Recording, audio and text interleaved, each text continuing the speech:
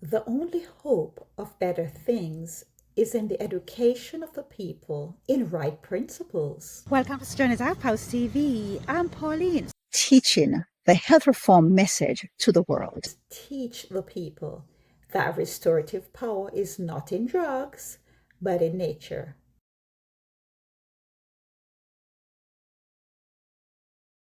In case of sickness, the cause should be ascertained.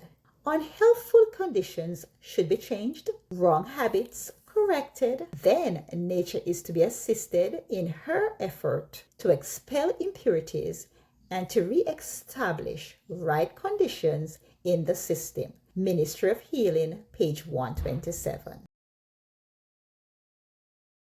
They clapped at the end. Glory be to God. Thanks for watching.